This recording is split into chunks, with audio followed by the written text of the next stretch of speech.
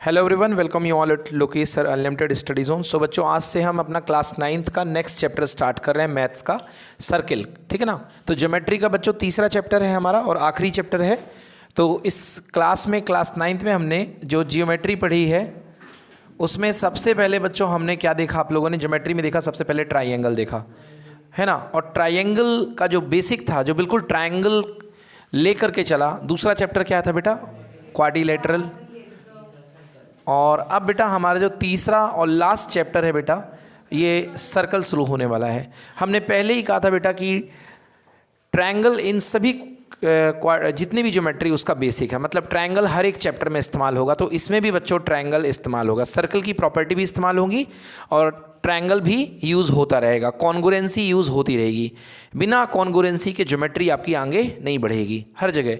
तो चलिए सबसे पहले बात करते हैं सर्कल की डेफिनेशन की, कि सर्कल की डेफिनेशन क्या है। सर्कल की डेफिनेशन, तो सर्कल एक क्या है बेटा? एक प्लेन ज्योमेट्री है। क्या है बेटा? हाँ, एक प्लेन ज्योमेट्री है, एक प्लेन फिगर है। ठीक है ना, एक प्लेन फिगर है। और बेटा ये जो होता है प्लेन फिगर को बोलते हैं 2 डायमेंशनल फिगर, मतलब कि इसमें 2 ही डायमेंशन में कवर होंगी। ये देखिए आपने ये सर्कल, तो सर्कल जो होता है, घर में जो रोटी बनती है उसमें 2 ही डायरेक्शंस हुआ करती हैं। गोल रोटी में 2 ही डायरेक्शंस होती हैं। एक, या तो आप हॉरिजॉन्टली मूव कर सकते हो या आप वर्टिकल मूव कर सकते हो। मतलब सर्कल में जो भी, जहाँ पे भी आप पेन रखोगे यहाँ पे कुछ ना कुछ एक्स होगा और कुछ ना कुछ वाई होगा।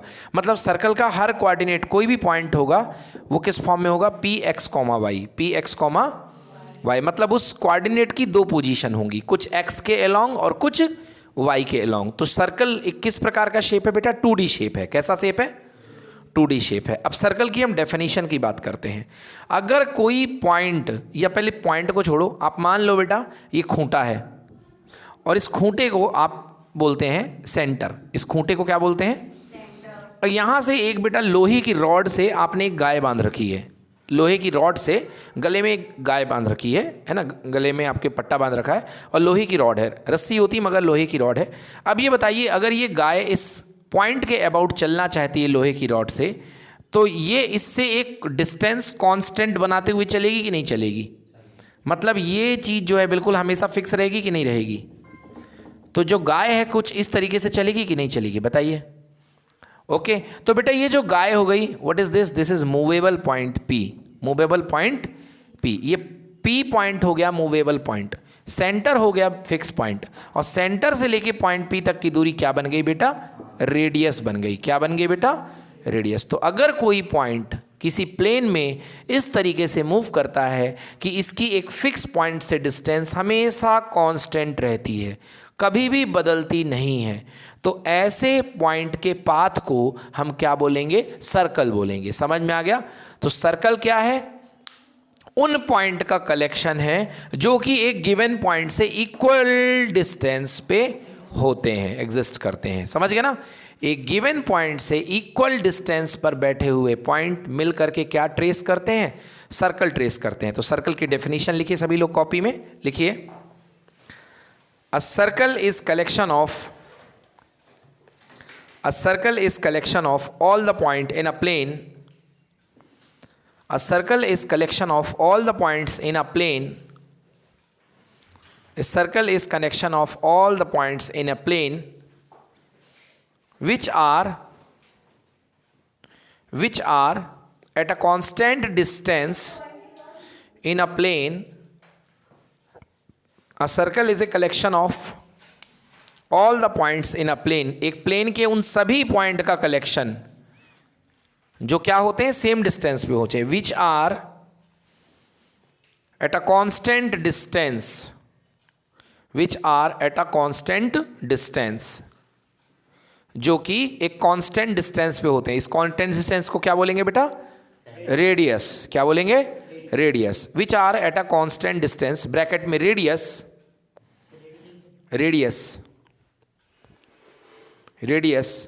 From a fixed point, from a fixed point,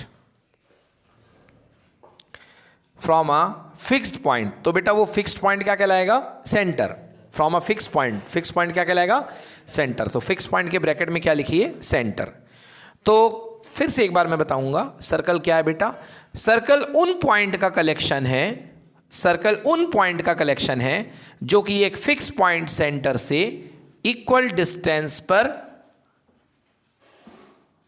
होने पर बनता है। उन पॉइंट का कलेक्शन जो कि एक फिक्स पॉइंट से सेम डिस्टेंस पर, कांस्टेंट डिस्टेंस पर, ये देखिए ये सारे पॉइंट कांस्टेंट डिस्टेंस पे हैं, और इन पॉइंट के कलेक्शन को आप क्या बोलोगे बच्चों? सर्कल बोलोगे। और ये कांस्टेंट डिस्टेंस रेडियस कहलाती है, और ये कांस्टेंट पॉइंट क्या कहलाता है? फिक्स पॉइंट क्या कहलाता है? सेंटर।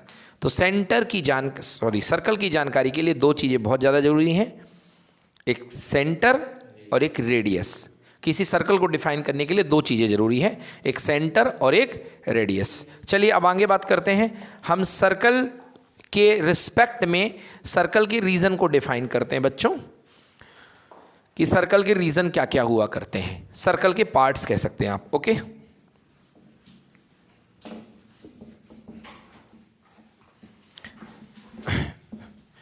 देखिए बच्चों, अगर आपके पास में कोई सर्कल है, ये सर्कल है, इसका सेंटर O है या C है, व्हाटएवर।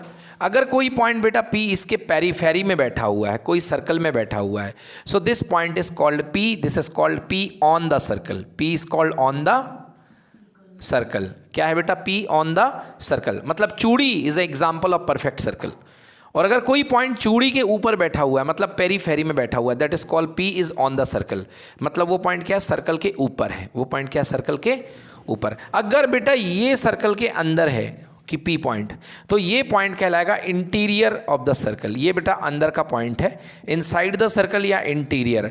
और बेटा सर्कल के बाहर अगर कोई पॉइंट P है तो दिस इज कॉल्ड एक्सटीरियर। क्या है बेटा? ये एक्सटीरियर। तो सर्कल के तीन रीजन होते हैं, एक ऑन द सर्कल यानी सर्कल के ऊपर, एक है इंटीरियर या इनसाइड द सर्कल, और एक होता है एक्सटीरियर यानी कि outside of the circle. Next बात करते हैं पार्ट ऑफ सर्कल की। ये तो जनरल नॉलेज की बात है, सिंपल, आप जानते ही हैं। अब नेक्स्ट बात करते हैं पार्ट ऑफ सर्कल। सर्कल के पार्ट क्या होते हैं बच्चों? ये देखिए सर्कल का सेंटर है। बेटा मैं पहले पार्ट की बात करूं, बेटा ये क्या है बताओ? रेडियस। ये क्या है? रेडियस। ये मैंने सर्कल के दो पॉइंट को ज्वाइन कर दिया। बेटा सर्कल के दो पॉइंट को ज्वाइन करने वाली लाइन को क्या बोलते हैं? बोलो। कॉर्ड। बिल्कुल सही। पी क्यू को क्या बोलेंगे बच्चों? कॉर्ड बोलेंगे। पी क्यू को आप कॉर्ड बोलेंगे। सर्कल के सेंटर से जाने वाली कॉर्ड को क्या बोलते हैं? बोलो। बिल्कुल गलत, डायामीटर। बिल्कुल सही बात है। सर्कल के सेंटर से जाने वाली कॉर्ड सर्कल की लॉन्गेस्ट कॉर्ड होती है, और इसको आप क्या बोलते हो बच्चों? Diameter. So this is called diameter, and diameter is equal to 2 times of radius. Note कर लें, ये बना लें, बना लें, ये डायामीटर है।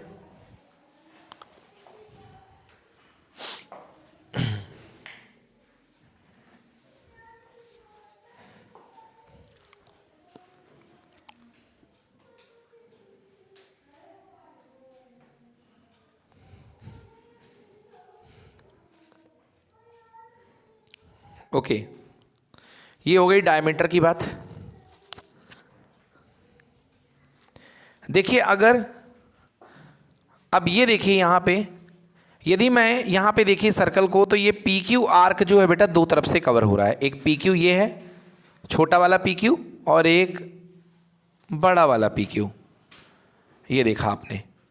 तो बेटा जो छोटा वाला पी क्यू है, अगर आप इसे पी ए ले लें यहाँ पे पॉइंट, जानबूझ के दिखाने के लिए, क्योंकि आपके पास दो पी क्यू बन चुके हैं, एक छोटा पी क्यू और एक बड़ा पी क्यू। तो वैसे सिंबल होता है कि छोटे पी क्यू के लिए स्मॉल एम यूज़ होता है, स्मॉल पी क्यू आर्क। बेटा इसको बोलते हैं माइनर आर्क। क्या बोलते हैं बेटा? Minor arc. मतलब ये तो जो छोटा वाला जो आर्क है बेटा, इसको आप बोलते हो क्या? Minor arc. या इसे सिंपल आप अभी एम ए क्यू भी बोल सकते हो, P A Q, P A Q, क्योंकि मैंने बीच में जानबूझ के एक पॉइंट ए ले लिया है। अब दूसरा बेटा देखो, ये जो पी क्यू यहाँ से भी पड़ रहा है रास्ता, तो ये जो बड़ा वाला आर्क कहलाएगा, इसका नाम क्या है? Major arc. तो पी क्यू आर्क, बट बेटा कैपिटल एम लगाओगे आप। स्मॉल एम मतलब माइनर आर्क, और कैपिटल एम मतलब मेजर आर्क। बोलो समझ में आया कि नहीं आया? तो ये वाला कौन सा आर्क है बच्चों? Major arc. जो नीचे से जा रहा है ना बच्चों, ये वाला आर्क, ये कौन सा आर्क है? Major arc. सर क्या ऊपर आपने कोई ए पॉइंट ए लिया, क्या हम नीचे कोई पॉइंट बी ले सकते हैं? सर बिल्कुल ले सकते हो बच्चों। तब आप क्या कहोगे बेटा? मेजर आर्क को पी बी क्यू, ये मेजर आर्क कहलाएगा बच्चों, पी बी क्यू। आप ऐसे भी लिख सकते हो। तो माइनर आर्क को बच्चों स्मॉल एम से शो करते हैं, मेजर आर्क को कैपिटल एम से शो करते हैं। बोलो क्लियर कि नॉट क्लियर? अब बच्चों देखो, आर्क के बाद बेटा अगली बात होती है सेक्टर की। ये देखा आपने, ये एक सर्किल है, सर्किल की पेरीफेरी पर आपने कोई 2 पॉइंट ले लिए, एक पी और एक क्यू, और ये सेंटर है बेटा। सेंटर से मिला दो बेटा, ये सेंटर से मिला दिया आपने, तो बेटा सेंटर से रेडियस को मिला दिया, ये भी रेडियस है, ये भी रेडियस है बेटा। बोर्ड की तरफ देखिए, अब आपके पास इस सर्कल के 2 टुकड़े दिख रहे हैं, अगर अलग अलग आप कर सके तो। ये पिज़्ज़ा के टुकड़े जैसे चीज़ को देखिए, ये एक अलग अलग हो जाएगा, तो एक पार्ट ये निकल आएगा बेटा, ये सेंटर O है, ये P है और ये Q है। और इसको हटाने के बाद बेटा एक नीचे छोटा सा पार्ट इस तरीके से ये बन जाएगा बेटा। बोलिए यस और नो? तो बेटा ये जो पार्ट है बेटा, इसको क्या कहते हैं? जानते हैं आप लोग इसको क्या कहते हैं?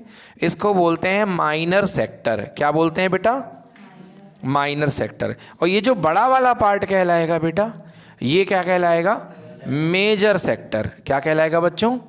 Major sector. ठीक है, तो ऊपर वाला पार्ट माइनर सेक्टर है और नीचे वाला पार्ट क्या है? Major sector. जैसे आप पिज्ज़ा का स्लाइस निकालते हैं, तो जो स्लाइस आप कट करते हैं 8वां हिस्सा, दैट इज माइनर सेक्टर। उसको छोड़ के जो बाकी बचता है वो क्या है? मेजर सेक्टर है। ठीक है, नोट कर लें। तो माइनर आर्क हो गया, मेजर आर्क हो गया, माइनर सेक्टर हो गया, मेजर सेक्टर हो गया। ठीक है,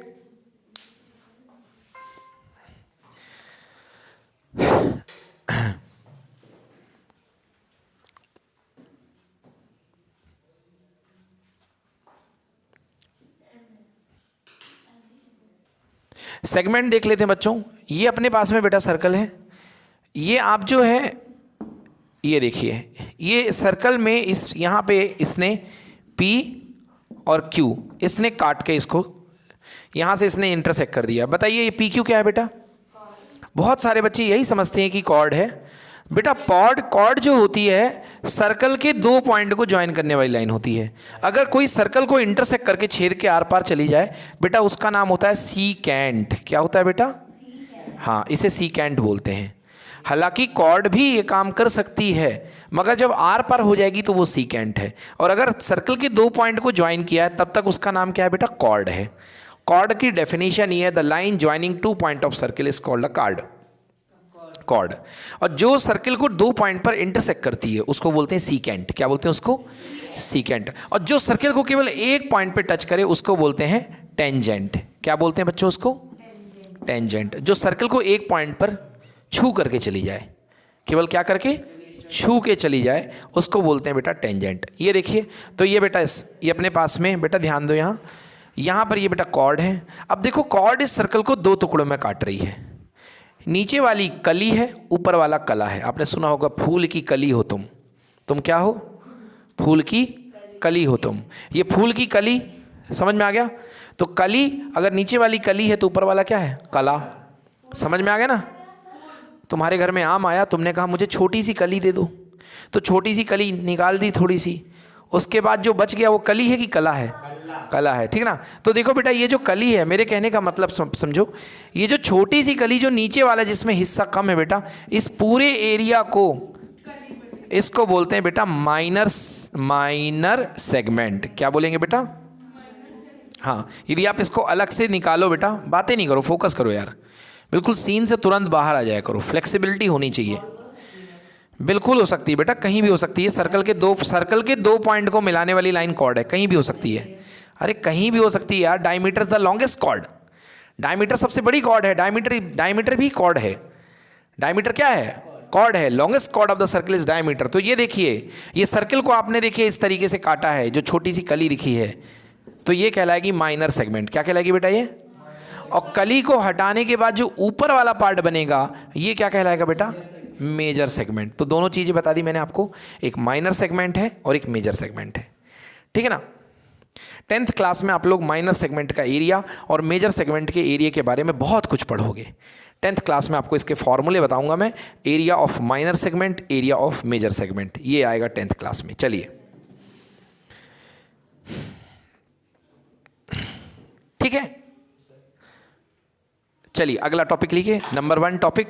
अब यहां तो इंट्रोडक्शन हो चुका है, अब मेन टॉपिक्स पे आते हैं। लिखिए number 1, uniqueness of a circle. Uniqueness, UNIQUENESS, uniqueness of a circle, uniqueness of a circle. अरे भाई यूनिक में नेस लगा दो यार, uniqueness, unique NESS, uniqueness of circle. ठीक है, तो बेटा ऑब्जेक्टिव क्वेश्चन आएगा, ऑब्जेक्टिव क्वेश्चन आएगा। ऑब्जेक्टिव क्वेश्चन क्या आएगा बेटा? ऑब्जेक्टिव क्वेश्चन ये आएगा कि 3 पॉइंट से हो करके, 3 पॉइंट, कैसे पॉइंट 3? जो एक ही लाइन में नहीं है, जो एक ही लाइन में नहीं है, ध्यान यहाँ दें प्लीज़। 3 ऐसे पॉइंट जो एक ही लाइन में नहीं है, 3 पॉइंट से हो करके कितने सर्किल जा सकते हैं? ऑप्शन नंबर 1 है, ऑप्शन नंबर ए है 1, ऑप्शन नंबर बी है 2, ऑप्शन नंबर 3 है 3 सर्किल, ऑप्शन नंबर डी है इनफाइनाइट सर्किल। बिल्कुल गलत जवाब दिया है बच्चों आपने। 3 पॉइंट से हो करके केवल एक सर्किल जा सकते हैं। देखिए बच्चों, अब आप कहोगे क्या बन गया? चलो देखो बेटा, बातें नहीं इधर, ये देखो बेटा। अब मैं आपको, देखो भाई साहब, ये 3 पॉइंट यहां पे हैं बच्चों, और इस ट्रायंगल के तीनों वर्टेक्स को घेरते हुए एक सर्किल जा रहा कि नहीं जा रहा है? क्या आप कुछ भी कर लो बच्चों, यहां पे सेंटर रख करके आप यदि सर्किल बनाओगे तो एक ही सर्किल बनेगा तीनों के वर्टेक्स को लेते हुए। क्या कोई दूसरा सर्किल बन सकता है? कभी नहीं बन सकता है, कभी भी नहीं बन सकता है, क्योंकि ये जो सेंटर इसका होगा बेटा ऐसा होगा कि जिसकी ये रेडियस होगी, ये भी रेडियस होगी और ये भी रेडियस होगी। बोलो यस और नो? क्लियर हो गया? और अरे कोई भी हो, स्केलेन ट्रायंगल के भी साथ यही होगा, कहीं ना कहीं सेंटर तो होगा ना। आप बनाएंगे तो उसका सेंटर आपको ढूंढना पड़ेगा। देखिए आप सेंटर पे फोकस नहीं कर रहे हैं, आप ट्रायंगल पे फोकस कर रहे हैं, आप उसके सेंटर पे फोकस करिए। आपको यदि कहीं पर भी सेंटर मिल गया तो जो सेंटर मिल गया तो जितनी डिस्टेंस ये उतनी डिस्टेंस ये और इतनी डिस्टेंस ये, तो फिर इससे होकर के एक सर्किल जाएगा। मतलब 3 पॉइंट से होकर के केवल एक ही सर्किल जाएगा, 3 पॉइंट से होकर के कोई दूसरा सर्किल नहीं जा सकता। This is called uniqueness of a circle. 3 point को होकर के एक ही सर्किल जाएगा। और याद रखिएगा, वो तीनों पॉइंट नॉन कोलिनियर होने चाहिए। कैसे होने चाहिए? Non collinear. कोलिनियर मतलब एक ही लाइन में, नॉन कोलिनियर मतलब एक ही लाइन में नहीं होंगे। तो 3 नॉन कोलिनियर पॉइंट से कितने सर्किल जाएंगे? एक ही सर्किल जाएगा। 3 अगर पॉइंट नॉन कोलिनियर हैं तो उससे कितने सर्किल जाएंगे? एक ही सर्किल जाएंगे। कोलिनियर का मतलब बेटा ऐसे पॉइंट जो एक ही लाइन पे हैं, ये कोलिनियर है। ऐसे पॉइंट जो एक ही लाइन पे हैं ये कोलिनियर है। तो भाई 2 पॉइंट एक लाइन में हो सकते हैं, मगर तीनों पॉइंट एक ही लाइन में से नहीं हो सकते हैं।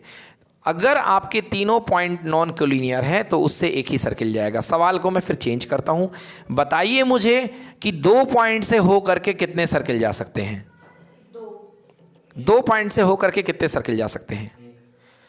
बिल्कुल गलत आंसर है इनफाइनाइट सर्किल। क्या हो सकते हैं?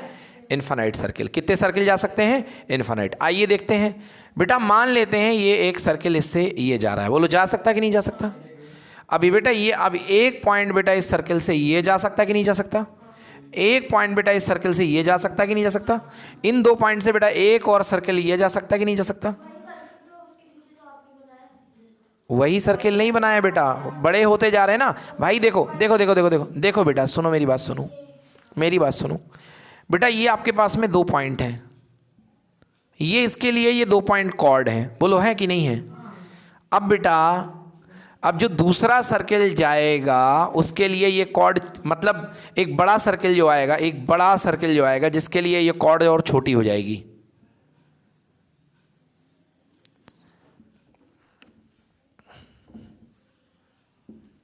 देखो इस कॉर्ड से होकर के, अब अगर आप जो है इस कॉर्ड को डायमीटर बना लो तो एक सर्किल और हो गया। मतलब कहने का मतलब है कि ये देखो कॉर्ड है, ये कॉर्ड है, अभी यहाँ पर इसकी साइज ये है, तो क्या ये कॉर्ड किसी दूसरे सर्किल की नहीं हो सकती? बिल्कुल हो सकती है। ये कॉर्ड किसी सर्किल का डायमीटर भी तो हो सकती है। ये देखो ये डायमीटर जैसा लग रहा है, जा रहा कि नहीं जा रहा है? ये डायमीटर जैसे लग रही है।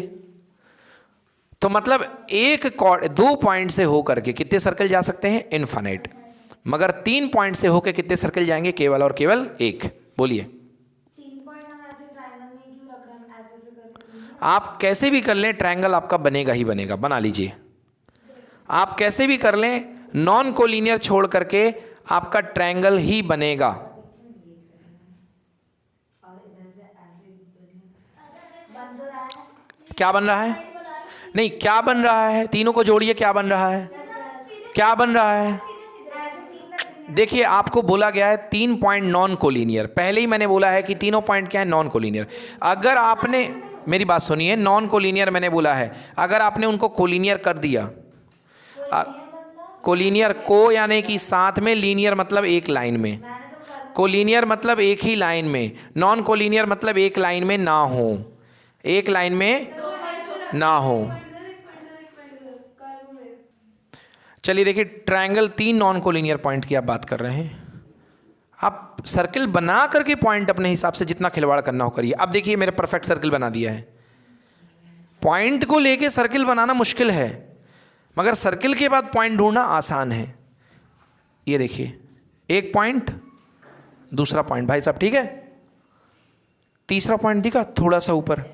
नहीं दिखा कि नहीं दिखा? अब यदि आपको ट्रायंगल बनाना है तो ट्रायंगल भी बना लीजिए। ये लीजिए पहली साइड,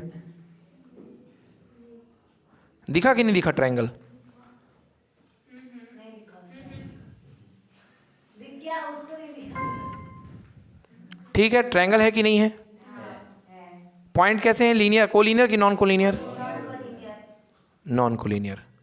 और 3 नॉन कोलिनियर पॉइंट से होकर के कितने सर्किल जा रहे हैं? एक सर्किल। ठीक है, इतनी सारी जो हमने यहाँ पर व्याख्या करी, इससे एक ही सवाल बनता है कि 3 नॉन कोलिनियर पॉइंट से होकर कितने सर्कल जाएंगे? 1। और कोलिनियर पॉइंट से होकर कितने सर्कल जाएंगे? इनफाइनाइट। चलिए अब अगली हेडिंग डालिए, कॉर्ड्स एंड इट्स प्रॉपर्टीज। नहीं, chords and its properties, heading डालिए।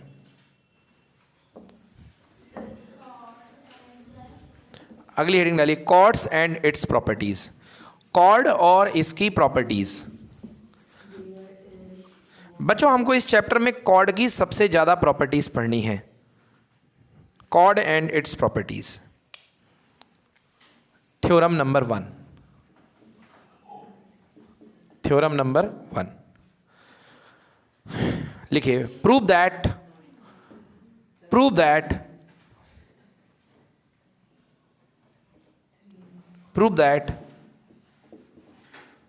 Equal chords subtends equal angle at the center of circle, at the center of circle। वही वेदांत, ठीक ना?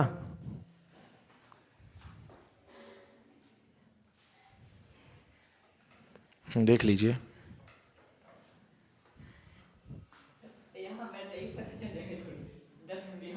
ठीक है यही भेजूंगा आपको, अभी भेजता हूँ ना, ठीक है ना? ठीक है, आपको पता चल जाएगा। हमको नहीं, क्या रीज़न है? देखिए, so prove that equal chords subtend equal angle at the circle of centre of the circle. देखिए बेटा, यहाँ पर आपके पास में एक सर्कल है और आपके पास गिवन है कि 2 कॉर्ड आपके पास इक्वल हैं। Given that we have 2 chords बेटा आपके पास में दो कॉर्ड्स हैं, एक है P Q and R S, P Q and बेटा R S, and P Q equal to R S, P Q equal to R S. क्यों sir P Q equal to R S क्यों लिया? क्योंकि हमने question में क्या लिखा है बेटा, इक्वल कॉर्ड्स। तो आपके पास दो इक्वल कॉर्ड हैं बेटा, एक मान लो ये कॉर्ड है P Q, this cord is called P Q, और एक बेटा यहाँ पर एक कॉर्ड मान लो आप बेटा यहाँ पे आर एस, यहाँ पे एक कॉर्ड ले लिया बेटा कि आपने आर एस ले लिया है, दोनों इक्वल कॉर्ड है बेटा। अगर इस कॉर्ड की लंबाई भी x है तो इस कॉर्ड की लंबाई भी कितनी है, x है। आपको प्रूफ करना है, to prove angle P O Q, centre ये है O, angle P O Q, आपको ये प्रूफ करना है कि angle P O Q equal to angle R O S, equal to angle R O S. अब आप इसे वर्टिकल अपोजिट ना समझें, क्योंकि यहाँ पे मैंने कॉर्ड आपको ऐसी दे दी है तो आपको वर्टिकल अपोजिट का भ्रम हो रहा है। चलिए मैं इस कॉर्ड को आर एस को यहाँ ले रहा हूँ, आपका भ्रम खत्म हो जाएगा आर एस का। ये देखिए अभी भी ये इक्वल कॉर्ड है, बट पहले आपको वर्टिकल अपोजिट बिल्कुल दिख रहा था, बट अब आपको वर्टिकल अपोजिट दिखना बंद हो चुका होगा। तो आपको प्रूफ करना है कि ये दोनों एंगल इक्वल है, angle P O Q equal to angle R O S, angle R O S. चलिए प्रूफ करते हैं। चलिए angle P O Q equal to angle R O S आपको प्रूफ करके लाना है। हाँ बिल्कुल, ये दिया हुआ है, आर एस और पी क्यू आपके पास इक्वल है। चलिए प्रूफ करिए बच्चों। देखिए हमको ये प्रूफ करना है कि angle P O Q equal to angle P O S R O S. तो सबसे पहले हमारे पास दो ट्रायंगल हैं, इन ट्रायंगल, तो यहाँ पे हम प्रूफ स्टार्ट करते हैं। Proof in triangle P O Q and triangle R O S. बच्चों पी ओ क्यू और आर ओ एस में अब आप देखिए ध्यान से बेटा, जो पी ओ है वो आर ओ की इक्वल है कि नहीं है, P O equal to R O, why radius of the same circle. बेटा जो ओ क्यू है क्या वो ओ एस के इक्वल है कि नहीं है, बिल्कुल है, या O Q equal to O S, why radius. And बेटा वैसे ही आपको पता है, ये तो हमने ऑलरेडी दे रखा था, P Q equal to R S, P Q equal to R S, तो गिवन है ये P Q equal to R S. ये क्या हो गया बेटा, गिवन। क्लियर कि नॉट क्लियर? तो क्या बना बेटा, P triangle P O Q लिखेंगे by side side side, triangle P O Q is congruent with the triangle P O के सामने ओ है और पी के साथ आ गया R O S. So by CPCT angle P O Q equal to angle R O S, hence proved. समझ में आ गया बेटा? तो इक्वल कॉर्ड के सामने के एंगल्स क्या होते हैं, इक्वल होते हैं, या इक्वल कॉर्ड सेंटर पे इक्वल एंगल सबटेंड करते हैं। क्लियर? एंड बाई सीपीसीटी, हाँ वो लिख दिया, ठीक है ना। So by S S S, ठीक ना। इक्वल कॉर्ड जो होती हैं सेंटर पे इक्वल एंगल सबटेंड करते हैं। बोलो क्लियर कि नॉट क्लियर? क्लियर कि नॉट क्लियर? ठीक। बच्चों एक चीज़ और आपको बता दूं मैं यहाँ पे, इस थ्योरम के बाद एक चीज़ और बता दूं। अगर आप इक्वल कॉर्ड की जगह वर्ड यूज़ कर लें इक्वल आर्क, तो भी बात वही है बच्चों, क्योंकि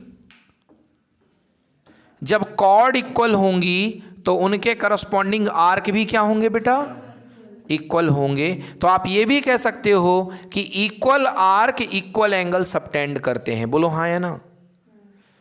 अगर equal cord equal angle subtend करती हैं तो क्या इक्वल आर्क भी इक्वल एंगल सबटेंड करते होंगे कि नहीं करते होंगे? क्योंकि इसका करस्पॉन्डिंग आर्क क्या है बेटा, ये है, इसके करस्पॉन्डिंग आर्क क्या है बेटा, ये है। और जब इनके कॉर्ड इक्वल हैं तो आर्क भी क्या होंगे, क्योंकि वो सेम सर्कल में बन रहे हैं। बन रहे हैं कि नहीं बन रहे हैं? हाँ या ना? यस। सो इक्वल आर्क या इक्वल कॉर्ड। तो यदि यहाँ पर इक्वल कॉर्ड की जगह इक्वल आर्क भी आ जाए तो कोई बुरी बात नहीं है। इक्वल आर्क भी आप यहाँ पे लिख सकते हैं। तो जहाँ पर आपने कॉर्ड लिखा है वहाँ पर आप क्या लिख लें, आर्क भी लिख लें ऑब्लिक करके। समझ में आ गया? यानी कि इक्वल कॉर्ड और equal arc same angle subtend करेंगे। कहाँ पर? सेंटर पर। कहाँ पर? सेंटर पर। क्लियर हो गया बच्चों? चलिए इसको नोट करिए जल्दी से। अभी आपने देखा कि अगर कॉर्ड इक्वल हैं, इक्वल कॉर्ड हैं, तो सेंटर पर बनने वाला एंगल भी क्या होगा? इसका उल्टा बोलते हैं। अगर सेंटर पर बनने वाले इक्वल एंगल हैं या एंगल इक्वल हैं, तो उनकी करस्पॉन्डिंग कॉर्ड भी क्या होंगी? इक्वल होंगी। लिखिए कन्वर्स, लिखिए converse, converse of theorem 1।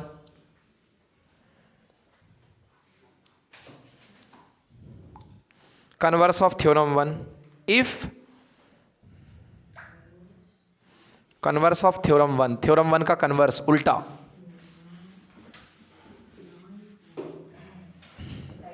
if the angles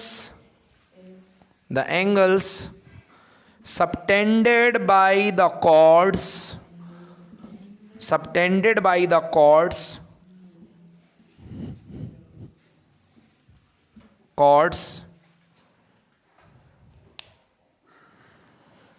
of a circle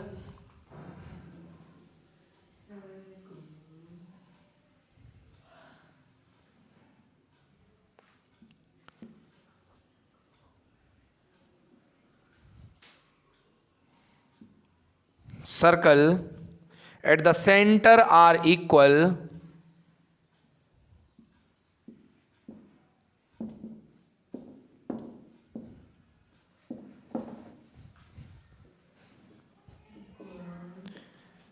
then the chords are also equal.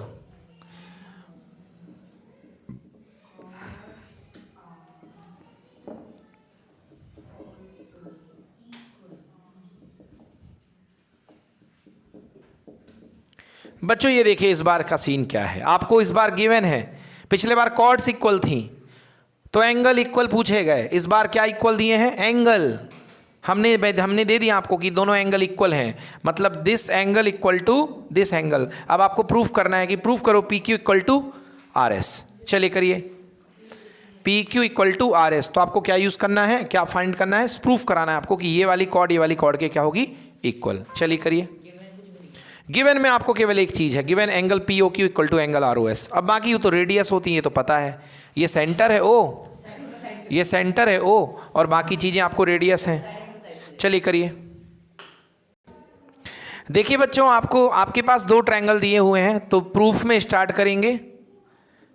हम लिखेंगे हमारे पास दो ट्रायंगल हैं। इन ट्रायंगल, एक ट्रायंगल ऊपर वाला ले लीजिए P O Q, and triangle R O S.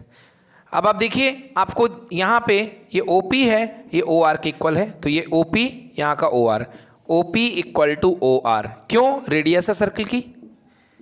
अब रेडियस दो हैं तो बेटा इसको रेडियाई लिखते हैं, radii of same circle. Radius का प्लूरल होता है रेडियाई। तो O P equal to O R, why? Radii of the same circle. Then angle P O Q equal to angle R O S, why? Given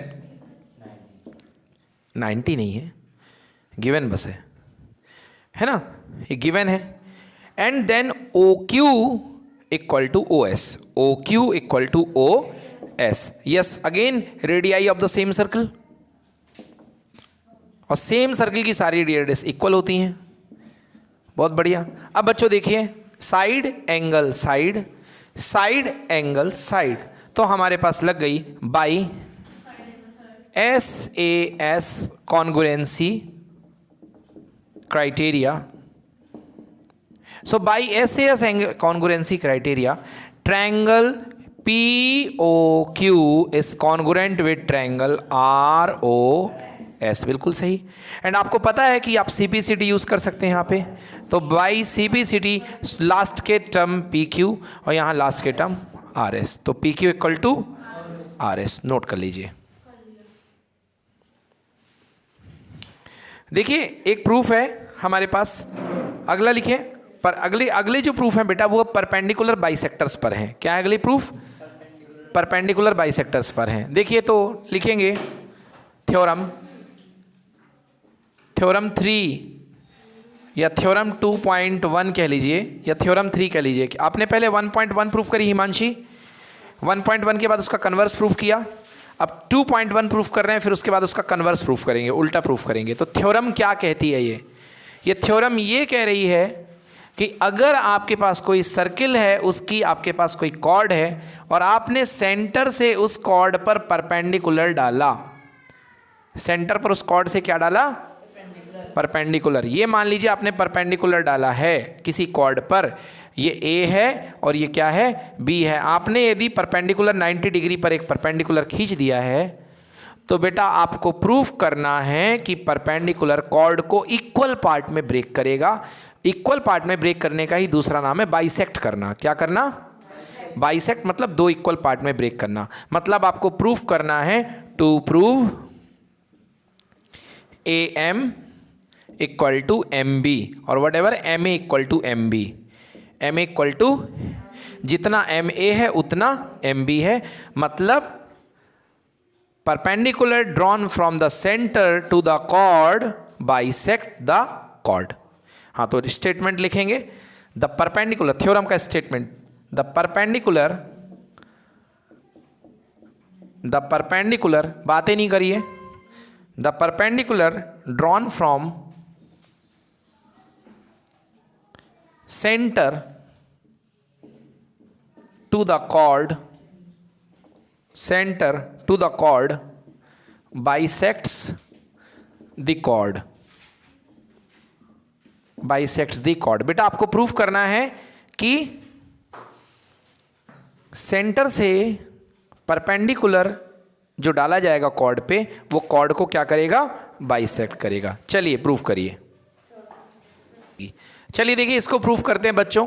तो इसको proof करने के लिए हम सबसे पहले यहाँ पे क्या करेंगे, कंस्ट्रक्शन करेंगे। तो कंस्ट्रक्शन के लिए हम लिखेंगे, यहाँ पे लिखेंगे construction join O to A and O to B। बेटा O को A से ज्वाइन कर दीजिए, बातें नहीं करो, O के A से ज्वाइन कर दीजिए और O को B से आपने ज्वाइन कर दिया। अब आपके यहाँ पे दो ट्रायंगल बन चुके हैं। अब आप यहाँ पे स्टार्ट कर रहे हैं proof.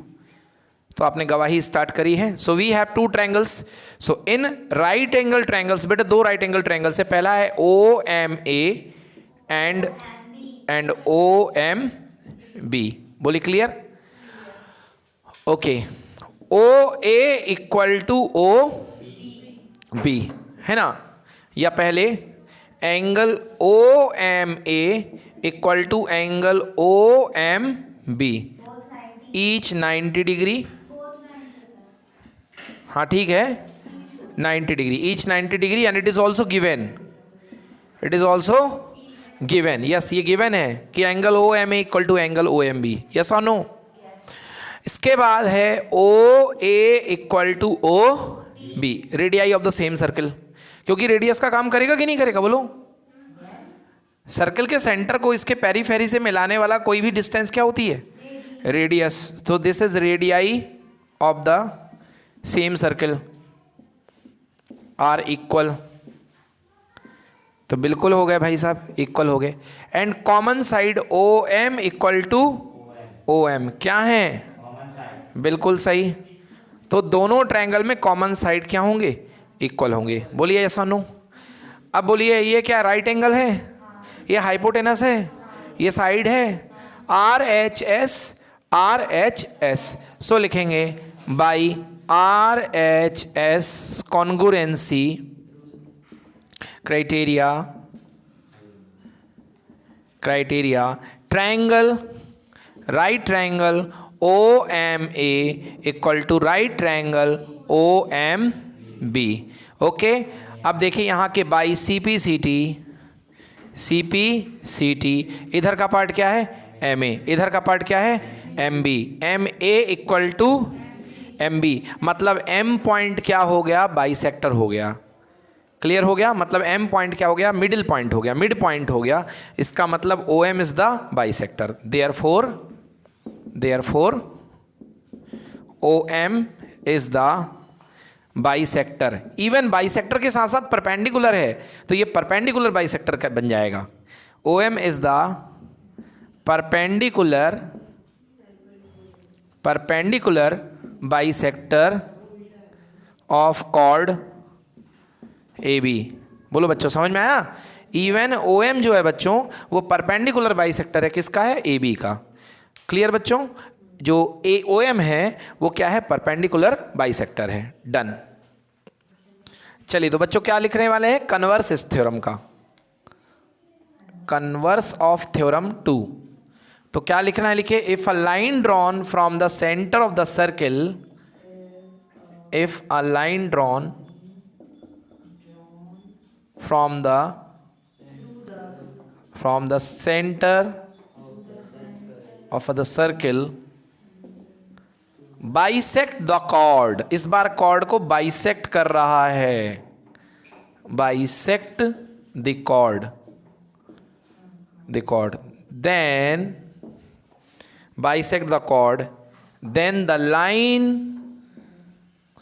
is perpendicular to the chord, then the line is perpendicular to the chord।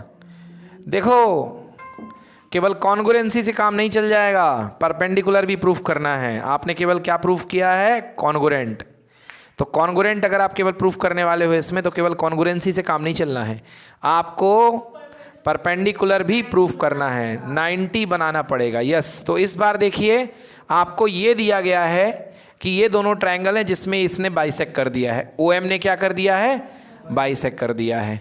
Okay, so given A M equal to M B, इस बार आपको गिवन है A M equal to M B. Proof क्या करना है? To prove angle O M A equal to O M B equal to, ये आपको proof करके लाना है। चलिए शुरू करिए। चलिए देखिए, तो कन्वर्स हमको प्रूफ करना था। If a line drawn from the centre of the circle bisect the chord, then the line is perpendicular to the chord. आपको शो करना है कि लाइन परपेंडिकुलर है, मतलब ये एंगल आपको जो है वो कितने शो करने हैं कि वो दोनों 90 डिग्री हैं। तो बच्चों देखिए, हमने सबसे पहले दोनों ट्रायंगल कॉन्ग्रुएंट कराए। तो गिवन है A M equal to M B, और to prove angle O M A equal to O M B equal to 90 degree. तो देखिए सबसे पहले हमने दोनों ट्रायंगल ले लिए, एक लेफ्ट वाला ओ एम ए, एक राइट वाला ओ एम बी। लेफ्ट वाले में ओ एम, इधर पे राइट वाले के ओ एम के इक्वल है, common side M A equal to M B given है नीचे वाली साइड, और ये दोनों क्या है? Radii of the same circle, O A equal to O B. तो तीनों साइड के क्राइटेरिया से ट्रायंगल क्या हो गए? कॉन्ग्रुएंट हो गए। एंड कॉन्ग्रुएंट होते ही O M A O M B के कॉन्ग्रुएंट होते ही आपको पता है कि दोनों के ये वाले angle O M A equal to O M B दोनों हो जाएंगे। इन दोनों एंगल को हमने x मान लिया थोड़े समय के लिए कि ये दोनों एंगल x के इक्वल हैं। यू नो कि ए एम बी बेटा टोटली एक स्ट्रेट लाइन है, और स्ट्रेट लाइन पर बनने वाला एंगल 180 डिग्री होता है। It means angle A M B N पर बनने वाला कंप्लीट एंगल स्ट्रेट एंगल है, that is equal to 180 degree. A M B को मैं लिख सकता हूँ O M A plus O M B equal to 180 degree. So x plus x equal to 180 degree, 2x equal to 180 degree. So x equal to how much? 90। तो यहाँ पे x की value 90, जब इधर वाला 90 तो इधर वाले भी क्या होगा? 90। और यही हमको प्रूफ करना था कि O M A equal to O M B equal to 90। Note कर लें बच्चों, बहुत ही सिंपल प्रूफ। बच्चों तो हमने थ्योरम नंबर 1 देख ली, उसका कन्वर्स देख लिया, हमने थ्योरम नंबर 2 देखी, उसका कन्वर्स देख लिया। अब हम थ्योरम नंबर 3 देखने जा रहे हैं, और जो थ्योरम नंबर 3 है वो कॉर्ड और उसकी डिस्टेंस से रिलेटेड है। तो जो टॉपिक है वो हमारा है कॉर्ड एंड इट्स डिस्टेंस, या कॉर्ड एंड देयर डिस्टेंस। तो जो टॉपिक है that is chords and their distance. तो बच्चों देखो, पहले मैं डायग्राम आपको बनाता हूँ बेटा, इस थ्योरम से रिलेटेड मैं आपको डायग्राम क्लियर करता हूँ। बेटा मान लो आपके पास एक सर्किल है, और इस सर्किल में आपके पास बेटा दो इक्वल कॉर्ड है। एक ये है कॉर्ड, इसका नाम है ए बी, और ये दूसरी कॉर्ड है बेटा, इसका नाम है बेटा सी डी। ये दो कॉर्ड हैं बेटा आपके पास में, ये दोनों कॉर्ड आपके पास में इक्वल हैं। सो आपके पास क्या गिवन है बेटा? आपके पास गिवन है दोनों इक्वल कॉर्ड की length A B equal to C D, A B equal to. एक मैं आपको बात बता रहा हूँ बच्चों कि ये जो इक्वल कॉर्ड होती है ना, ये मान लो ये सेंटर है बेटा, ये क्या है? सेंटर है। अब आपको पता है, ध्यान से यहाँ देखिए, सभी यहाँ देखेंगे। अब ये सेंटर है बेटा, सेंटर से डिस्टेंस निकालने के लिए कॉर्ड पर क्या डालना चाहते हैं? परपेंडिकुलर, क्योंकि परपेंडिकुलर डिस्टेंस को ही डिस्टेंस बोला जाता है। तो आपने इधर भी कॉर्ड पे परपेंडिकुलर खींचा, और इधर भी कॉर्ड पे आपने परपेंडिकुलर खींचा, ये देखिए ये परपेंडिकुलर है बेटा। ये वाली कॉर्ड भी मान लो 8 सेंटीमीटर की है, जितने भी सेंटीमीटर की है ये इसके इक्वल है, मैंने पहले ही दे रखा है। तो आपने ये परपेंडिकुलर खींचा बेटा, मान लो इस परपेंडिकुलर की लेंथ कितनी है x, और आपने ये परपेंडिकुलर खींचा बेटा, इस परपेंडिकुलर की लेंथ कितनी है। तो आपको बच्चों पता है, आपको प्रूफ करना है x इक्वल टू वाई। मतलब कहने का सिंपल मीनिंग है कि अगर कॉर्ड की लेंथ इक्वल है तो सेंटर से उन पर खींचे गए परपेंडिकुलर के लेंथ भी क्या होंगे, इक्वल होगी। मतलब इक्वल लेंथ की कॉर्ड सेंटर से इक्वल डिस्टेंस पे होती है। बोलो क्लियर हो गया। इक्वल लेंथ की कॉर्ड सेंटर से इक्वल डिस्टेंस पे होती है। समझ में आया कि नहीं आया। इक्वल लेंथ की कॉर्ड सेंटर से कितनी डिस्टेंस पे होती है, इक्वल डिस्टेंस से। यदि बेटा ये परपेंडिकुलर m है बेटा सुनो, और ये परपेंडिकुलर n है, so I mean to say you have to prove OM equal to ON। आपको क्या प्रूव करना है, OM इक्वल टू ON। चलिए प्रूव करिए बच्चों। हाँ थ्योरम लिख लें। थ्योरम नहीं पहले थ्योरम लिखें बच्चों। थ्योरम लिखिए, chords of equal length, chords of equal length are at equal distance from the center of circle. Chords of equal length are at equal distance from the center of the circle। चलिए proof करिए। चलिए देखिए बच्चों, proof करने के लिए इसको focus करो बेटा। यहाँ प्रूफ करने के लिए बेटा इसको कैसे करेंगे, देखिए सबसे पहले O से A को ज्वाइन करिए और O से C को ज्वाइन करिए। ऑब्वियसली बेटा दोनों रेडियस हैं, दोनों ही क्या है बेटा, रेडियस है, सर्कल सेम सर्कल की रेडियस है। तो आपने OA और AC को ज्वाइन कर दिया। क्यों कर दिया, क्योंकि पिक्चर में बेटा हमारे दो हीरो आ जाए, एक OM आ जाए और एक ON आ जाए, और ये दोनों तब आएंगे जब ट्रायंगल बनेगा। तो ट्रायंगल हमने देख लिया। अब जैसे ही आपने O से N को मिलाया है, आपको बताया गया कि ON जो है परपेंडिकुलर है। डिस्टेंस जब भी बोली जाए मतलब परपेंडिकुलर डिस्टेंस, क्योंकि डिस्टेंस निकालने का तरीका ही होता है परपेंडिकुलर। समझ में आ गया। जैसे मेरे को यदि आप वेदांत से डिस्टेंस निकालनी तो मैं सीधी सीधी डिस्टेंस निकालूंगा, ऐसे थोड़ी ना कि यहाँ से जाकर के ऐसी डिस्टेंस निकलेगी। डिस्टेंस का मतलब ही होता है परपेंडिकुलर। तो बेटा ये परपेंडिकुलर है एन पॉइंट पे, तो एन पॉइंट पे परपेंडिकुलर मतलब AN इक्वल्स टू NB। एक चीज़ की हमको जानकारी पता है। दूसरा OM भी परपेंडिकुलर मतलब CM इक्वल टू MD, ये भी हमको पता है। अब आइए हमारे पास दो ट्रायंगल ले लेते हैं। In right triangle ONA and right triangle OMC, हमारे पास दो ट्रायंगल हैं, ठीक है ना। तो देखिए सबसे पहले angle ONA is equal to angle OMC each 90 degree. बोलिए यस कि नो। भाई इधर भी 90 है, इधर भी 90 है, राइट एंगल हो गया बच्चों। और देखो बच्चों OA इक्वल टू OC है ना, radii of the same circle, radii of same circle are equal बच्चों, बहुत बढ़िया। एंड बच्चों देखो आपको पता है कि AN बेटा देखो आपको पता है कि दोनों कॉर्ड इक्वल हैं, दोनों कॉर्ड क्या हैं, इक्वल। देखो ये चीज़ मुझे यहाँ पे अलग से बतानी पड़ेगी बेटा। आपको कहा गया है कि कॉर्ड ऑफ इक्वल लेंथ, मतलब आपके पास गिवन था AB equal to CD, AB equal to CD। बेटा दोनों में आप मर्जी से 2 का डिवाइड कर सकते हैं दोनों तरफ, क्यों नहीं कर सकते हैं। इक्वल चीज़ का डिवाइड करने पे कोई फ़र्क नहीं आता है। चलिए आपको यदि डिवाइड नहीं करना है तो क्या आप AB को 2 टाइम्स ऑफ AN लिख सकते हो कि नहीं लिख सकते हो। AB AN का डबल है कि नहीं है, अरे बिल्कुल है भाई। AN इक्वल टू NB है ना, तो AB क्या है 2 टाइम्स ऑफ AN। और क्या आप CD को 2 टाइम्स ऑफ CM लिख सकते हो कि नहीं लिख सकते हो।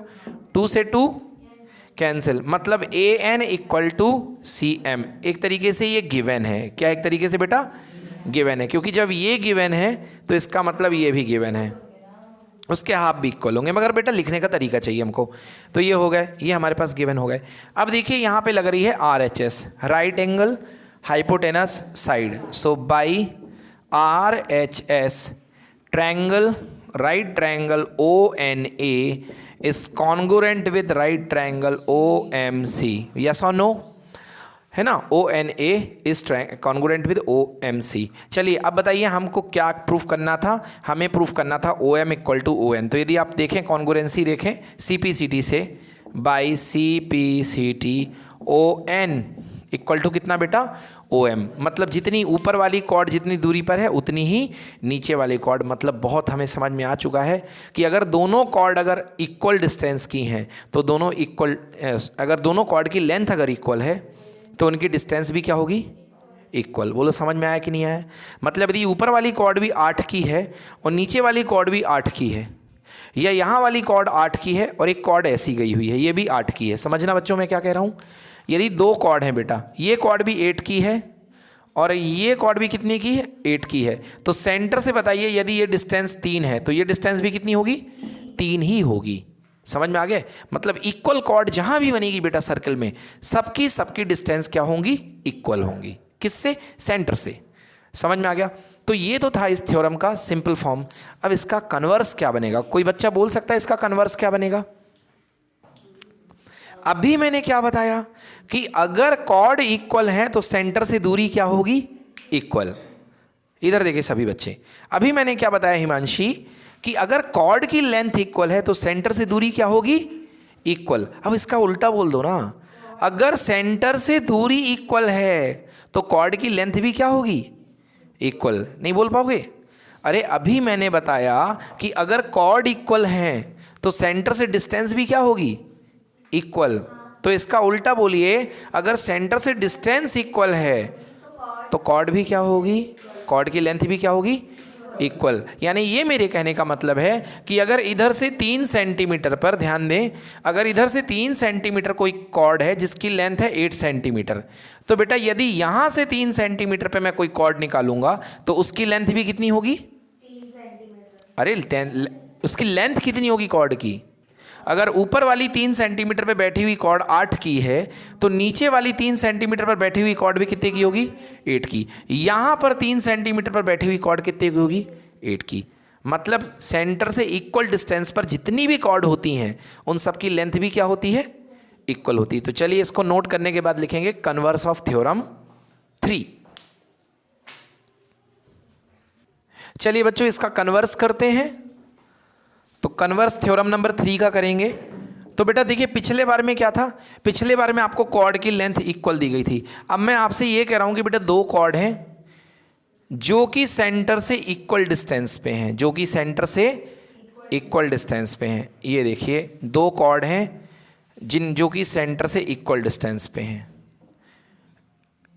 ये दो कॉर्ड हैं अपने पास जो कि सेंटर से इक्वल डिस्टेंस पे हैं, PQRS। तो क्या बनेगा बेटा, कॉर्ड्स इक्विडिस्टेंट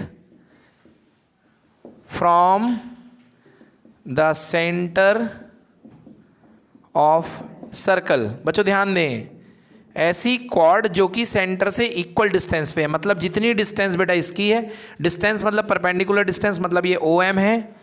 और इसको थोड़ा सा मैं ऐसा बना लूँ, नहीं तो आप फिर बोलोगे कि सर ये पार्शियलिटी हो रही है। ले भाई साहब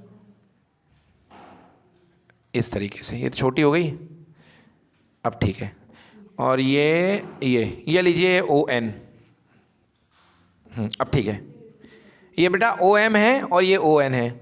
equi distance from the centre of the circle, ये क्या है, RS। R equal in length, जी हाँ बच्चों, इक्वल इन लेंथ। यार पिछले बार क्या प्रूफ किया कि कॉर्ड की अगर लेंथ इक्वल है तो परपेंडिकुलर डिस्टेंस इक्वल होगी। इस बार मैं आपको परपेंडिकुलर डिस्टेंस इक्वल दे रहा हूं और साबित कराना चाह रहा हूं कि कॉर्ड की लेंथ क्या है, इक्वल है। मतलब बेटा इस बार आपको गिवन है, क्या गिवन है, OM इक्वल टू ON। इस बार गिवन है, जो पिछले बार आपने प्रूफ किया, इस बार आपको गिवन है कि बेटा जो OM है वो ON के इक्वल है, ये दोनों इक्वल हैं।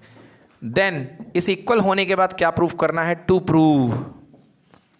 प्रूव क्या प्रूफ करना है, PQ इक्वल टू RS, ये आपको प्रूफ करना है। तो बच्चों PQ इक्वल टू RS मतलब आपको ट्रायंगल पूरा लेना पड़ेगा, है ना। ये आप एक ट्रायंगल ले लो, तो किसी एक पार्ट को मिला दो, दोनों को मिलाना दूसरे को मिला दो, मगर काम हमको एक ही का है। तो बेटा आपने यहाँ से मिला दिया, तो आपने क्या ज्वाइन किया, O से P को ज्वाइन किया, तो कंस्ट्रक्शन आपने किया, तो कंस्ट्रक्शन में आपने ज्वाइन किया किसको, O P and O R, O P और आपने ओ आर को ज्वाइन कर दिया। बोलो बच्चों क्लियर है, ओ पी को और ओ आर को क्या कर दिया, ज्वाइन कर दिया, ठीक ना बेटा, ओ पी और ओ आर को आपने ज्वाइन कर दिया। अब आप देखिए बेटा ध्यान से देखेंगे यहाँ बेटा, सिंस ओ एम जो है बेटा आपको गिवन है, O M is equal to O N, और ओ एम जो है बेटा परपेंडिकुलर है किसके बेटा, पी क्यू पे। बोलो है कि नहीं है, ओ एम जो है परपेंडिकुलर है पी क्यू पे, इसका मतलब पी एम इक्वल टू कितना होगा बेटा, एम क्यू, क्योंकि आपको पता है कि परपेंडिकुलर जो होता है वो क्या करता है बेटा, बाइसेक्ट करता है। परपेंडिकुलर क्या करता है बेटा, बाइसेक्ट करता है। क्लियर कि नॉट क्लियर, ये पहली चीज हो गई। अगेन दूसरी बात क्या बेटा, O N is perpendicular on R S, तो आपको पता होना चाहिए कि N R equal to N S, क्योंकि ये भी क्या करेगा, बाइसेक्ट करेगा। बहुत बढ़िया, तो दोनों चीज़ें आपके पास में ये आ चुकी हैं, N R equal to, clear है बेटा, ठीक है। तो मतलब पी एम एम क्यू के इक्वल होगा और एन आर किसके इक्वल होगा, एन एस के, और ठीक है, मतलब यहाँ पे दोनों चीज़ें क्या हो चुकी हैं, इक्वल हो चुकी हैं, ठीक है। अब देखिए नाउ इन ट्रायंगल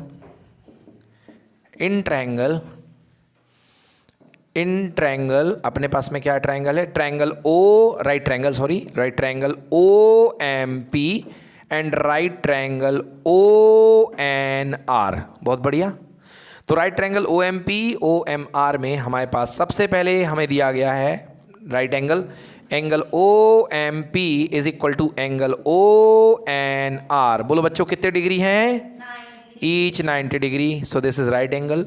एंड बच्चों आपको पता है O P equal to O R, क्यों बच्चों, radii of the same circle, बिल्कुल सही। एंड थर्ड जो कैटेगरी है बेटा हमारे पास में, जो साइड है ओ एम इक्वल टू कितना बेटा, ओ एन, कहाँ से, गिवन है, यस बिल्कुल सही गिवन है।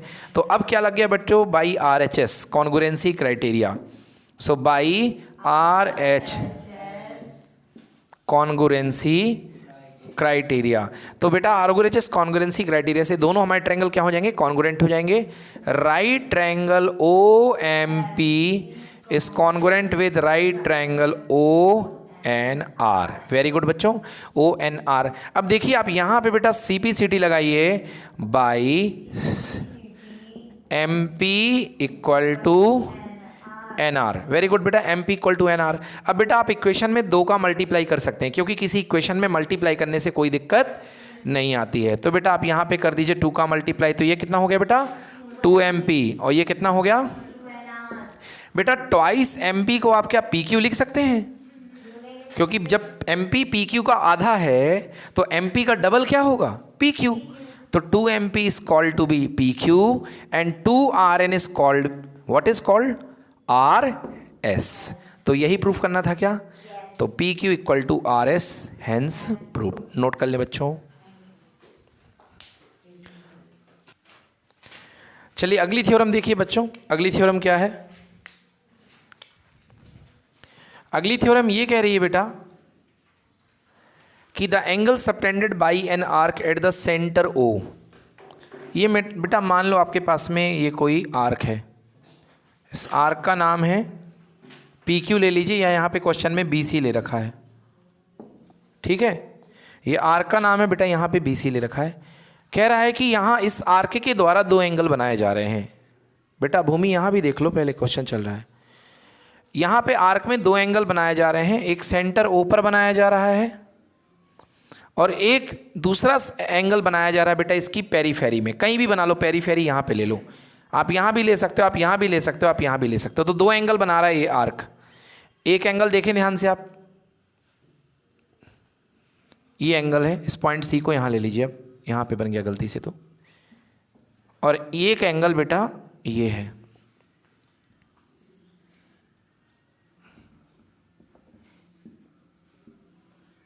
तो बेटा ये कहा जा रहा है इस थ्योरम में, ये कहा जा रहा है बच्चों कि अगर ये एंगल बेटा x है, ये एंगल कितना है, तो ये एंगल कितना होगा बेटा 2x।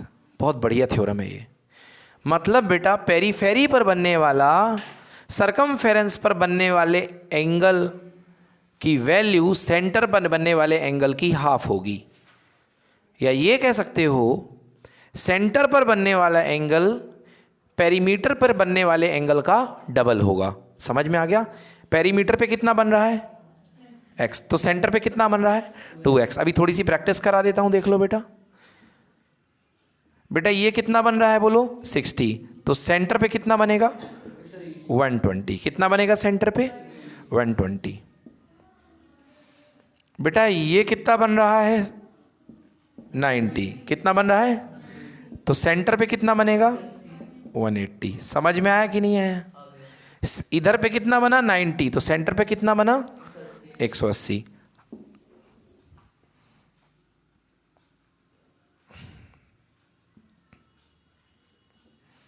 बेटा यहां पर कितना बना?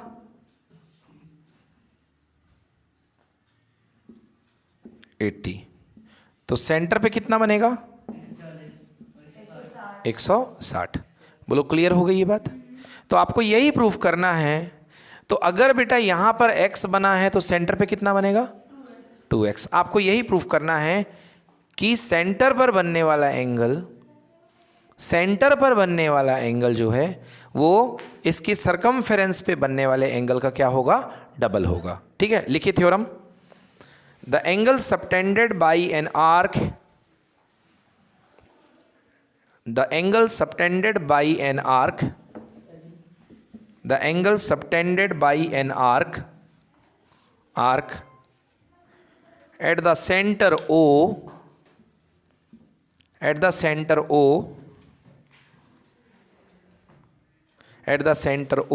is twice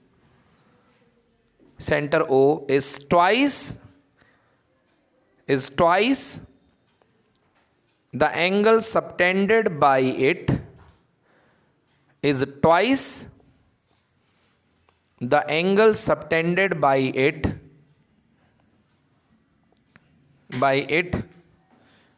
on the remaining arc of the circle, is twice the angle subtended by it on the remaining arc of the circle।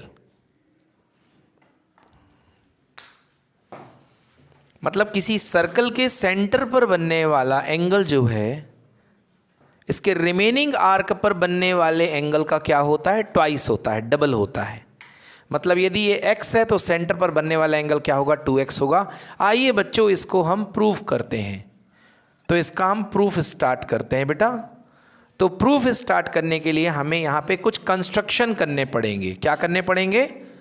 Construction करने पड़ेंगे। सबसे पहले हमें यहाँ पे लिखते हैं हम टू प्रूव, कि हमें प्रूफ क्या करना है। तो हमें प्रूव ये करना है कि angle B O C is twice of the angle B A C, is twice of the angle B A C. आप लोग एग्री कर रहे हैं?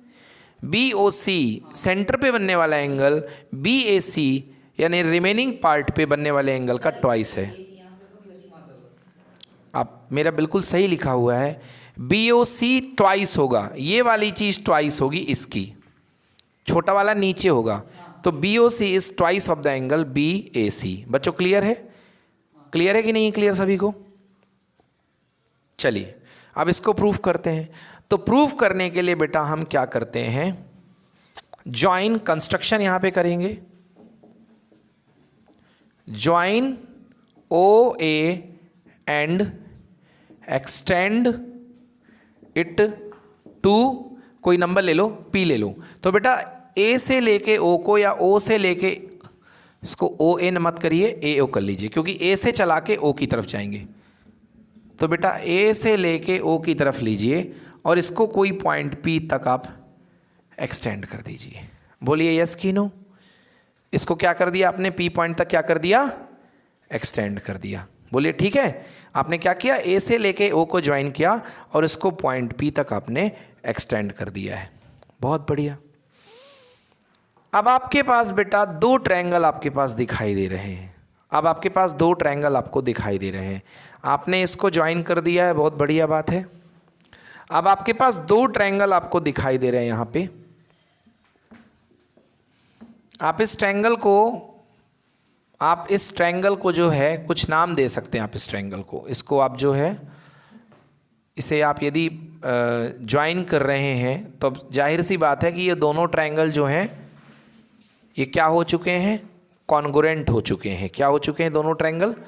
कॉन्ग्रुएंट हो चुके हैं। चलिए देखिए थोड़ा बेटा, ये एंगल अगर x है तो ये एंगल भी कितना है? x है। ये आपको पता है ये बात? अगर ये एंगल आपके पास में x है तो ये वाला एंगल भी कितना है? x है। बढ़िया बात। हाँ, और अगर ये एंगल y है तो बेटा ये एंगल आपने दोनों इसको x मान लिया है। बोलो क्लियर है ना बेटा? तो ये एंगल आपके पास में x है। बहुत बढ़िया बात है। अब आइए देखते हैं हम इसको कैसे लिख सकते हैं।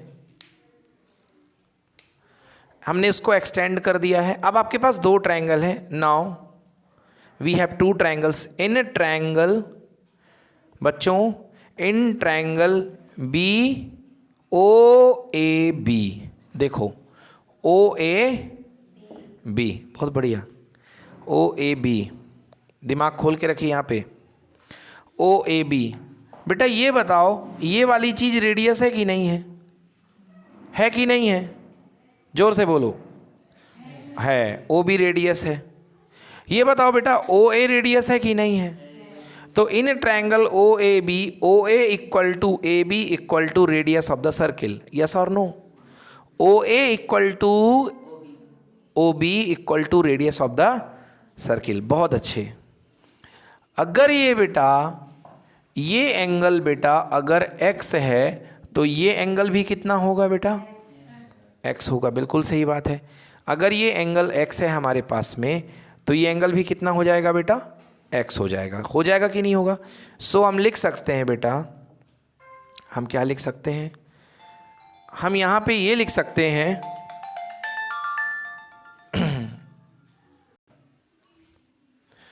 तो देखिए यहाँ पर ये O equal to O B equal to R है, मतलब ये रेडियस है तो ये भी रेडियस है। अब आप ध्यान से देखिए ट्रायंगल की सिचुएशन कुछ कैसी बन रही है, ये देखिए। तो अगर ये दोनों चीज़ें इक्वल हैं, इक्वल साइड्स के अपोजिट एंगल क्या होते हैं बेटा? तो अगर ये x है तो ये भी कितना होगा? बहुत बढ़िया। तो ये x है आपके पास में तो ये भी x इक्वल हो जाएगा। मतलब आप ये कह सकते हैं कि angle O A B equal to angle O B A, O B A, and this is equal to x। Agree बच्चों? ठीक है। अब बेटा आप उस वाले ट्रायंगल में चले जाइए, दूसरे वाले ट्रायंगल में, या मैं यहाँ पे सिमिलरली कर देता हूँ। सिमिलरली अगर ये वाला एंगल x है बेटा तो ये भी रेडियस है और ये भी रेडियस है। तो बेटा अगर ये x है तो बोलो ये कितना होगा? x होगा। तो similarly angle O A C equal to angle O C A and this is also equal to कितना? x। बोलो पक्की बात? अब आ जाओ मेन मुद्दे पे बच्चों। By exterior angle theorem, by exterior angle theorem, मैं आपको एक्सटीरियर एंगल थ्योरम का परिचय दिए देता हूं। अगर बेटा आपके पास कोई ट्रायंगल है, ये मान लो कोई एक्सटीरियर एंगल है, तो ये जो एक्सटीरियर एंगल होता है दूर वाले इंटीरियर एंगल का सम होता है। मतलब ये x है, y है और ये एंगल c है, तो आप लिखेंगे angle c equal to x plus Y. तो आइए देखिए जो हमारे पास है triangle, in triangle O B A. देखो बेटा O B A, okay, O B A. अब इस ओ बी ए में क्या ये एक्सटीरियर एंगल है? कौन? B O P. तो एंगल बी ओ पी क्या एक्सटीरियर एंगल है कि नहीं है? तो ये एक्सटीरियर एंगल दूर वाले दो एंगल का x प्लस एक्स के इक्वल होगा कि नहीं होगा? x प्लस एक्स के इक्वल होगा कि नहीं होगा? बिल्कुल x प्लस एक्स के इक्वल होगा। ठीक है ना? क्लियर कि नॉट क्लियर? ये वाला जो एंगल है इस x प्लस एक्स के इक्वल होगा, मतलब कि x plus x, okay, B O P, and this is equal to कितना बन गया बेटा? 2x बन गया। कितना बन गया ये बेटा? 2x बन गया। So angle B O P equal to कितना हो गया बेटा? 2x। इसको संभाल करके लिख लीजिए, angle B O P is equal to क्या बन गया है? 2x। तो बेटा बी ओ पी की वैल्यू 2x है। अब बेटा दूसरे ट्रायंगल में आ जाइए बेटा, एक्सटीरियर एंगल थ्योरम से, इन ट्रायंगल सी ओ ए, कौन सा ट्रायंगल, सी ओ ए या ओ सी ए, ओ सी ए मिलता जुलता है ना बेटा, ओ सी ए में बेटा देखो बेटा एक्सटीरियर एंगल क्या है बेटा, पी ओ सी है, बोलो है कि नहीं है, एंगल पी ओ सी, यहाँ क्या था बेटा बी ओ पी था, तो यहाँ भी मिलता जुलता लिख लो बेटा, एंगल सी ओ पी, बेटा angle C O P exterior angle बैठा सी ओ पी, देखो ध्यान से क्या बेटा इसका x प्लस एक्स का सम होगा कि नहीं होगा, तो this is equal to x plus x, और ये कितना हो गया बेटा 2x, क्लियर। इसे नंबर 1 दे दो, इसे नंबर 2 दे दो। अब बेटा देखो क्या आप नाउ क्या आप एंगल बी ओ सी को, क्या आप एंगल बी ओ सी को, क्या angle B O P plus B क्या प्लस पी ओ सी, क्या सी ओ पी लिख सकते हो कि नहीं लिख सकते हो, ठीक है बिल्कुल लिख सकते हो ना। हाँ तो आपने बेटा आपने यहाँ से बी ओ पी और सी ओ पी लिख दिया, क्लियर है, बोलो यस की नो। अच्छा आप जरूरी एक चीज़ और बता दूं मैं आपको, अगर आप इसको x और y लेके करेंगे तो भी कोई दिक्कत की बात नहीं है, अगर आप इसको x और y भी ले ले तो दिक्कत की बात नहीं है। जैसे आपने किसी ने सवाल नहीं किया कि सर ये इक्वल क्यों होंगे, वैसे तो इक्वल होते हैं 10th क्लास में आता है, बट अभी तक आपकी नॉलेज में नहीं है तो आपने इसको x ले लिया और इसको क्या ले लिया, वही बोली भाई इधर का टुकड़ा x है, इधर का टुकड़ा कितना है y, तो बेटा ये भी कितना होगा y, कोई दिक्कत तो नहीं है। तो यहाँ आपने देखिए तो आपने बी ओ पी कितना हो गया 2x है, और सी ओ पी कितना हो गया y प्लस वाई, मतलब कितना बेटा 2y, चलने दो ये बढ़िया गाड़ी चल रही है। ये हो गया अपने पास बी ओ पी। अब हम आ चुके हैं B O C equal to B O P plus C O P पे, B O P plus C O P. बच्चों बी ओ पी की वैल्यू कितनी निकली है 2x, और सी ओ पी की वैल्यू कितनी निकली है 2y। क्या मैं यहाँ से 2 कॉमन ले लूँ, और ब्रैकेट में क्या बचेगा, अब मैं 2 कॉमन ले लूँ, क्या मैं x प्लस वाई को एंगल बी ए सी लिख सकता हूँ कि नहीं लिख सकता, so this is equal to angle B A सी।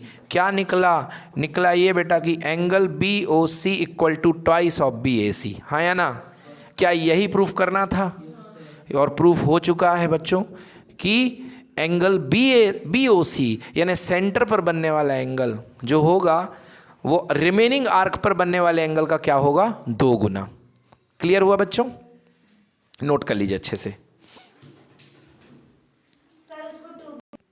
लिखिए prove that angle of a semicircle, हाँ angle subtended by a semicircle, angle of a semicircle उसी को बोलते हैं, या angle subtended by a semicircle is a right angle, is a right angle. ये देखिए बच्चों ये कंप्लीट सर्कल है, अगर इस कंप्लीट सर्कल को मैं आधे से ब्रेक कर दूं तो ये क्या बन जाएगा बेटा सेमी सर्कल। ये सेमी सर्कल है मेरे पास बेटा ए ओ बी, और आपको शो करना है कि angle A O B, sorry इसका नाम एम ले लो, तो आपको शो करना है to prove angle A M B equal to कितने डिग्री बच्चों 90 डिग्री। बेटा आपको ये प्रूफ करना है कि angle A M B equal to 90 degree. Clear है कि नहीं है, बोले यस और no, angle A M B equals to 90 degree. Okay ये आपको 90 डिग्री प्रूफ करना है। चलिए आइए कैसे प्रूफ करते हैं, स्टेटमेंट लिख लिया, प्रूव दैट, स्टेटमेंट है, स्टेटमेंट मतलब क्वेश्चन था, prove that angle subtended by a semi circle, subtended by a semi circle on arc bye semi circle, हाँ इज अ राइट एंगल, या उसको और क्लियरली लिख सकते हो ऑन आर्क। किस पे एंगल सबटेंड होगा, आर्क पे, किस पे एंगल सबटेंड होगा, आर्क पे ना, on arc is right angle, is a right angle, right angle. ठीक है बच्चों, अब बच्चों देखो यहाँ जाइए बोर्ड पे देखिए। अब बेटा देखिए मैंने अभी आपको बताया, सिंस यू नो आपको पता है बेटा, आप जानते हो कि एंगल, ठीक आप जानते हैं कि angle subtended at centre is equal to twice of angle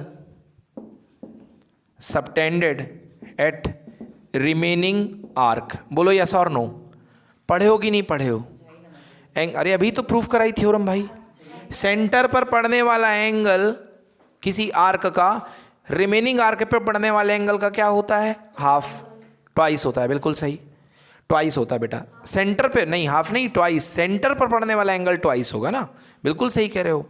twice of the angle subtended at the arc, बिल्कुल सही। क्लियर हो गया कि अभी भी नहीं क्लियर? हाँ, अब देखिए बेटा, यहाँ पे जो सेंटर पर पड़ने वाला एंगल है आर्क का, ये बड़ा सा आर्क आपको दिख रहा है AOB। इसका सेंटर पर पड़ने वाला एंगल कितने डिग्री है? 180 degree. So 180 degree is equal to twice of the angle subtended at the arc. Arc पे एंगल बन रहा है क्या? AMB। क्या बन रहा है बोलो? Angle AMB। तो बेटा angle AMB is equal to 180, twice कहाँ आ जाएगा? नीचे। बोलो कितने बार कैंसिल? 90 डिग्री। तो एंगल AMB बोलो कितने डिग्री आ गया? और 90 डिग्री के एंगल को क्या बोलते हैं? Right angle. तो इसलिए सेमी सर्कल पे कितना एंगल सबटेंड होगा? 90 डिग्री। नोट कर लीजिए, नोट कर लीजिए। हाँ, ये स्पेशल केस। देखिए बच्चों, अगली थ्योरम लिखिए। अगली थ्योरम, अगली थ्योरम लिखिए। Angle subtended by an arc, लिखिए angle subtended by an arc, angle subtended by an arc, angle subtended by an arc, angle subtended by an arc. भाई 3 बार इसी लाइन को बोल दिया मैंने। Angle subtended by an arc in the same segment, in the same segment, angle subtended by an arc in the same segment are equal. Angle subtended by an arc in the same segment, in the same segment are equal. An arc in the same segment are equal. Same segment are equal.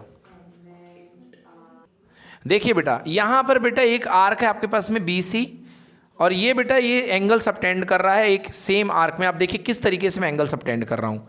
ये देखिए BC ने ये angle subtend किया है इस remaining arc पे, ये इस आर्क पे। अरे सबटेंड मतलब बनाना बच्चों, ये एंगल बना रहा है, हिंदी में बोल देता हूँ, बनाया। इस BC आर्क ने एंगल बनाया रिमेनिंग आर्क पे। बोलिए ऐसा नो, ये एंगल BAC है। क्या एंगल है बेटा? BAC।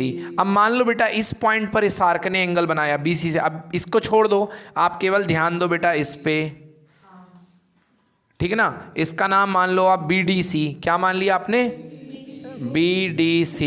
एक और ले लो आप यहाँ पे बेटा पॉइंट आप ले लो K, तो यहाँ पे इसने एंगल बना दिया BKC। क्या बना दिया? BKC। अब देखो एवरी टाइम आर्क की आर्क सेम है कि अलग अलग है? सेम है। और जिस सेगमेंट पे बनाया वो सेगमेंट भी सेम है ना, मतलब इधर वाला हिस्सा है ना BC के इस तरफ वाला, तो ये सारे के सारे क्या होंगे? सेम होंगे। क्या बोल रहे हो बेटा? बिल्कुल समझ में नहीं आया बेटा। एवरी टाइम आर्क सेम है कि अलग अलग है? आर्क BC है ना, हर बार आर्क क्या है? BC है। BC का पहला एंगल कहाँ पे पड़ा बेटा? D पर। दूसरा एंगल कहाँ पे पड़ा? और तीसरा एंगल कहाँ पड़ा? K पे। तीनों एंगल क्या होंगे? इक्वल। तो जितने भी एंगल होंगे बेटा BAC equal to BDC equal to BKC, मतलब यदि आर्क सेम होगा तो एंगल भी क्या होंगे? इक्वल ही होंगे। क्लियर? चलिए देखिए कैसे इसको एक बार और प्रूफ देखते हैं, आपसे क्वेश्चन देखते हैं।